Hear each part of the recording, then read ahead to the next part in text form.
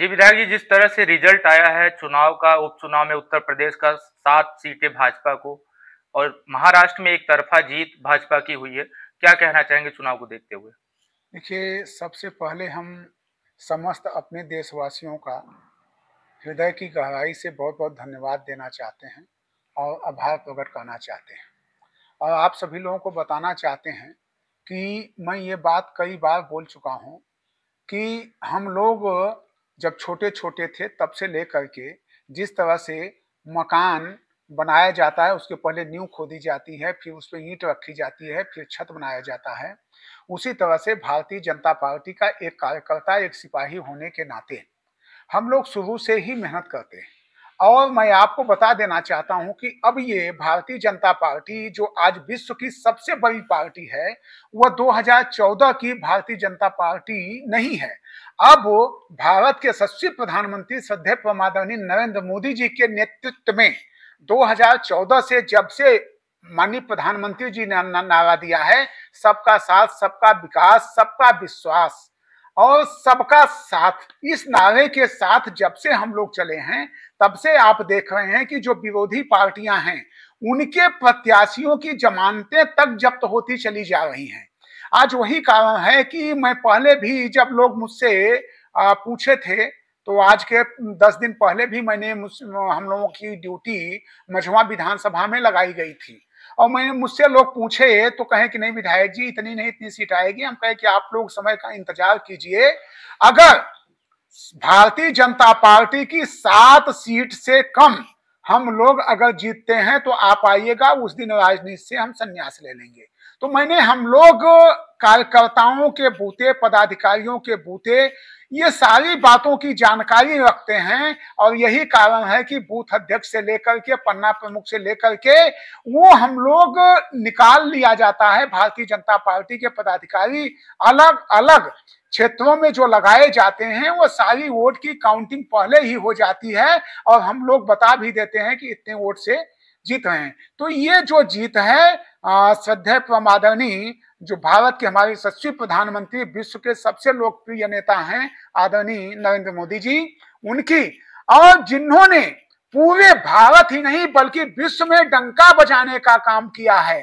और जो विश्व की निगाहें अगर लगी हैं किसी नेता के ऊपर, तो जो जन सेवा करने का काम कर रहे हैं वह है उत्तर प्रदेश यशस्वी मुख्यमंत्री श्रद्धेय आदरणीय योगी आदित्यनाथ महाराज जी, जिन्होंने एक नारा भी दिया, अगर बटोगे तो कटोगे। इस बात को आज जब से मैं समझता हूं कि हम लोग जानने लायक हुए हैं, इस बात पे हम लोग अडिग रहते हैं और हम तो हमेशा बताते भी हैं। जब हम लोग कक्षा 1-2 में पढ़ने का काम करते थे, तो जो हमारे गुरुजन होते थे तो वो लकड़ी मंगाते थे कि पहले एक लकड़ी जाओ लेकर के आओ। तो एक लकड़ी जब लेकर के कोई आता था तो कहते थे इसको तोड़ो, तो उसको तोड़ दिया जाता था। लेकिन जब कहते थे कि जाओ 8-10 लकड़ी लेकर के आओ, तो जब उसको एकत्रित कर दिया जाता था तब वह टूट नहीं सकती थी। इसलिए ये जो हम लोगों का नारा है कि बटोगे कटोगे, निश्चित रूप से उत्तर प्रदेश यशस्वी मुख्यमंत्री श्रद्धेय आदरणीय योगी आदित्यनाथ महाराज जी के भी नेतृत्व में और भारत के यशस्वी प्रधानमंत्री नरेंद्र मोदी जी के नेतृत्व में जो उत्तर प्रदेश का चुनाव हुआ, आप देखिए, लोग कहते थे कि अल्पसंख्यक के लोग वोट नहीं देते हैं। नहीं, हमारा जो प्रधानमंत्री जी का नारा है सबका साथ, सबका विकास, उसके तहत आज सब समाज के लोग भारतीय जनता पार्टी को मतदान करने का काम किए हैं। निश्चित रूप से हमारे महाराष्ट्र में जो पूर्ण बहुमत की सरकार बनी है, प्रचंड बहुमत की सरकार बनी है, उसके लिए भी वहां के लोगों का मैं हृदय की गहराई से धन्यवाद देना चाहता हूं। और यहाँ जो उत्तर प्रदेश में लोगों ने एक इतिहास लिखने का काम किया है, उसके लिए भी मैं उत्तर प्रदेश के समस्त अपने भाइयों का, अपने मतदाताओं का, समस्त यहाँ के वासियों का हृदय की गहराई से धन्यवाद देता हूं और निश्चित रूप से भारतीय जनता पार्टी के सामने अब विरोधी बिल्कुल पस्त हो चुके हैं। आने वाला जो समय है विरोधी पार्टियां, मैं समझता हूं कि उनके नेता कहीं 1-2 सीट पे जीतने के लिए वो लालायित रहेंगे कि कम से हमारी सीट निकल जाए। अब विकसित भारत हो चुका है और विकसित भारत में अब किसी को समझाने की आवश्यकता नहीं है, सब लोग समझ गए हैं। हम निश्चित रूप से जो आज जीत मिली है उसके लिए पुनः सभी लोगों को हृदय की गहराई से धन्यवाद देते हैं और उनका आभार प्रकट करते हैं। और निश्चित रूप से ये पदाधिकारियों की, कार्यकर्ताओं की, भारतीय जनता पार्टी के जितने पदाधिकारी हैं उन सभी लोगों की ये जीत है और जनता की जीत है। उसके लिए बहुत बहुत ढेर सारी शुभकामनाएं। धन्यवाद। विधायक जी, महाराष्ट्र में संजय राउत ने कहा कि ये महाराष्ट्र की जनता का फैसला नहीं हो सकता और ये जो रिजल्ट आए हैं उससे हम संतुष्ट नहीं है। एक कहावत है ना, ये कहावत है हम लोगों की देसी में, यहाँ में उत्तर प्रदेश में, कि खिसियानी बिल्ली खंभा नोचे। तो संजय राउत के पास, इन लोगों के पास कोई मुद्दा तो है नहीं। अब इन लोगों को अब किन शब्दों से हम कहें कि ये लोग तो हवाई केवल मीडिया में बने रहने के लिए बातें करते हैं। अगर जनता के बीच में जाते, जनता के सुख दुख में जाते तो आज ये स्थिति उनकी नहीं होती। हम लोग भारतीय जनता पार्टी का एक बूथ अध्यक्ष से लेकर के पदाधिकारी से लेकर के जनता के बीच में जाता है, उनके सुख दुख में रहता है और उनके कार्यों को करने का काम करता है। इस तरह से हवाई बात संजय राउत जी को नहीं करना चाहिए। लेकिन विधायक जी, विपक्ष तो कह रहा है कि भाजपा के पास अब विकास का कोई मुद्दा नहीं रह गया है, वो ध्रुवीकरण करके महाराष्ट्र हो चाहे यूपी में जैसे कटेंगे तो बटेंगे तो कटेंगे, इस तरह का नारा देना पूरी तरह से चुनाव को ध्रुवीकरण कर दिया, नहीं तो चुनावी नतीजे कुछ और होते। देखिए, महाराष्ट्र के लोगों को हम बताना चाहते हैं, कहना चाहते हैं, और जो ऐसे नेता हैं महाराष्ट्र की पूरी जनता को, पूरी जनता भारतीय जनता पार्टी के साथ हैं, लेकिन जो नेता लोग हैं उनको हम बताना चाहते हैं कि इन लोगों को शर्म आनी चाहिए। जब यही उत्तर प्रदेश के लोग, बिहार के लोग या अन्य देशों से लोग जाते थे, यहाँ से बॉम्बे जब जाते थे तो एक आध ट्रेन चलती थी और उस ट्रेन से जब लौट करके आते थे तो 2 दिन स्नान करते थे, केवल कोयला लगता था, केवल कोयला ही भर जाता था पूरे शरीर के अंदर, और 2 दिन जब साबुन लगा करके अपना चेहरा साफ करते थे तब जाकर के वो कालिमा खत्म होती थी।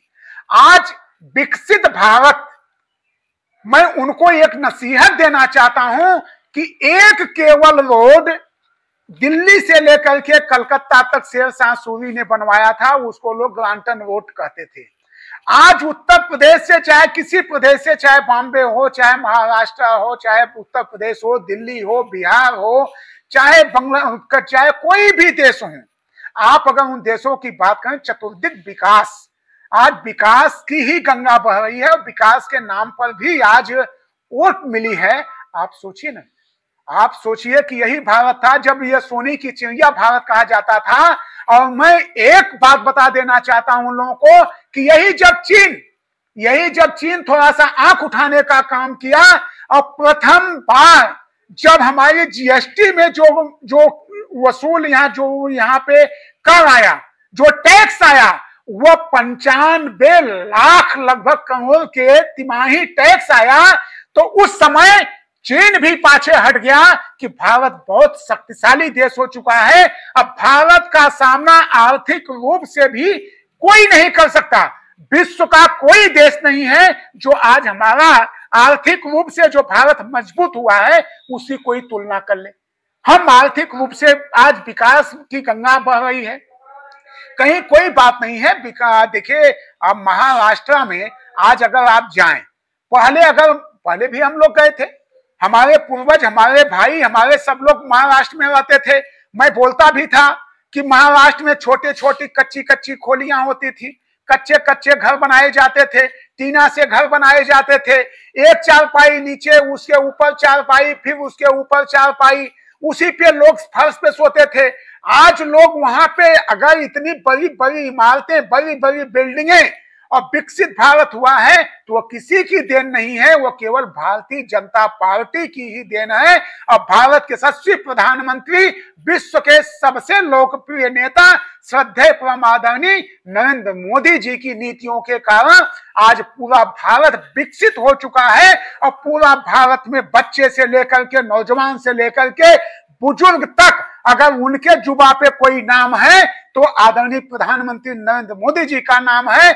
और भाई मैं कहना चाहता हूं कि आज जिस तरह से श्रद्धेय परम आदरणीय नरेंद्र मोदी जी विश्व के लोकप्रिय नेता हैं, उसी तरह से उत्तर प्रदेश यशस्वी मुख्यमंत्री श्रद्धेय परम आदरणीय योगी आदित्यनाथ महाराज जी भी आज विश्व के लोकप्रिय नेता हैं। धन्यवाद।